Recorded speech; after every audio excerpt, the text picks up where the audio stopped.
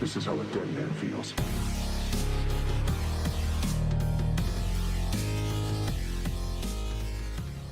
Hey everyone, and welcome to this second video of the 2.5 anniversaries of Ninja Must Die.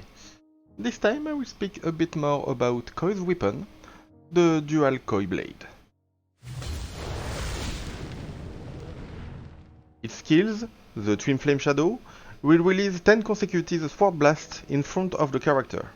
After a short time you can tap it again and release a double sword blast that will apply more damage and also the fire kills devours for 5 seconds, which is exactly the same damage over time as Koi's jutsu, but in fact it's cumulative, meaning that if you apply 30 seconds of the jutsu, you also apply the 5 seconds more of this weapon.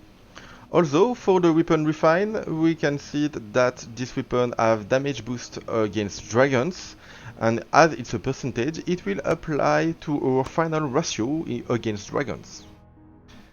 Okay, let's take a look in an example.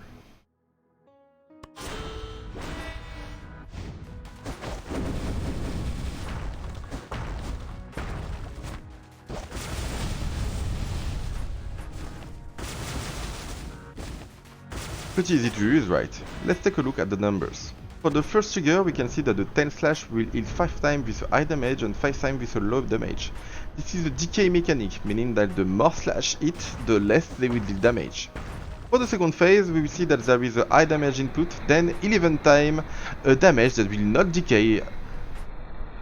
Don't forget that there is also a flame devour mechanic that will not count during the ratio calculation because it's a fixed damage.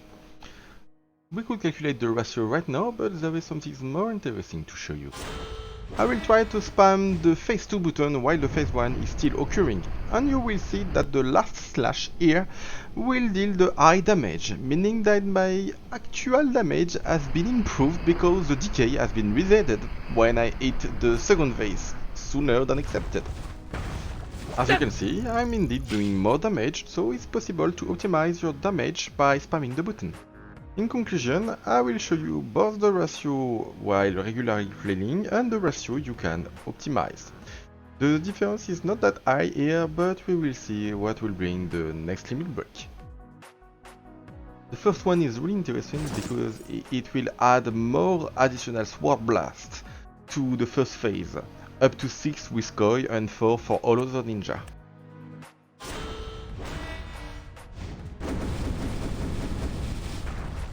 There is indeed more slash on the first phase. Let's take a look deeper with Koi's attack. We can see that the 4 last added slash have a more decayed ratio, but not the 2 added specifically to Koi, meaning that those 2 slash is not impact at all, no matter how many slash I've hit before.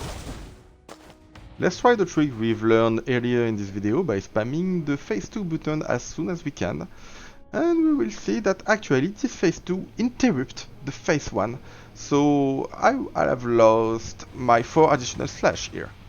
I need to wait a little bit. Let's try that and see how much it impacts our normal ratio. I can actually improve the 4 last slash by having the perfect timing, meaning that it improves almost from 1 added ratio to the global ratio calculation.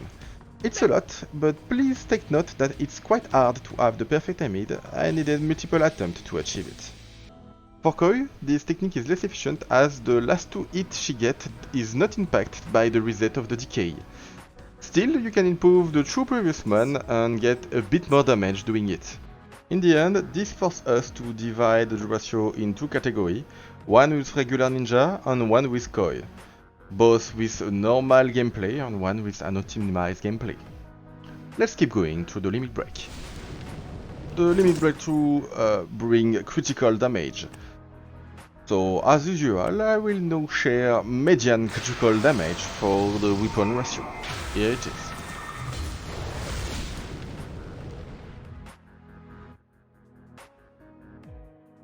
The limit break tree brings a new behavior to the fixed damage over time added to the weapon, the fire kills devour. Now it will decrease the attack of the burst during the duration, 5% for regular ninja and by 25% for Koi. This can go up to 50% by stacking.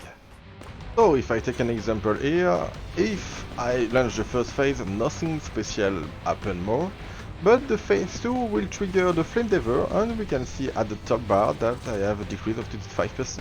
It disappears at the end of the flame dever effect. If I use my jutsu, the flame dever is applied, and if I add the weapon, the reduction of 25% is added, increasing also the flame dever by 5 seconds. And a second trigger of the weapon will make it go up to 50% of damage reduction. Note that the second weapon only apply this effect if it's also at least at limit break 3.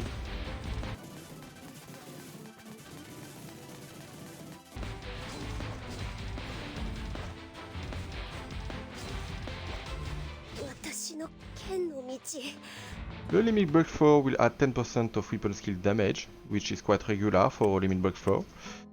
This leads us to this ratio.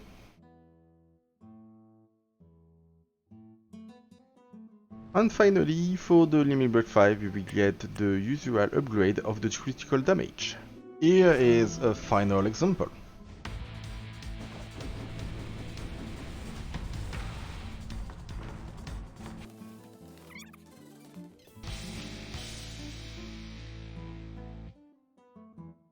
Pretty high, right? Here is the ratio. The optimization technique have a huge impact for regular ninja. If we compare to the previously released weapon, we can see that the difference is quite high and we have now indeed a new strongest weapon. Especially if we compare to the previously released fire weapon. And here comes an interesting fact. The ratio of the vermilion is really low compared to the dual coil blade. And the question is, does the dual coil blade is better than vermilion bird considering this effect to Koi's jutsu? And even that persists, the answer is yes, the dual coil blade is stronger than vermilion, especially if you can launch it more than 2 times. I suggest even for Persis Coils to use the vermilion as a secondary slot weapon, especially for PvP, because you can use it in the second boss. Anyway, don't forget that you have a weapon attack and a jutsu attack that is mostly different one to another, but adding them still helps you represent how it impacts to play the dual coil blade with Koi. Hope this video helped you to understand what will bring this new weapon for Kois. Don't hesitate to leave me any comment, either to share me your feeling about this video or ask me any question.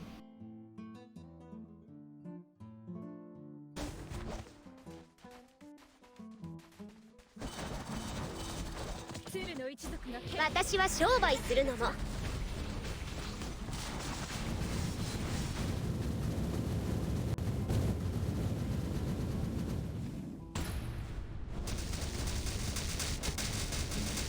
喧嘩も大好きよ。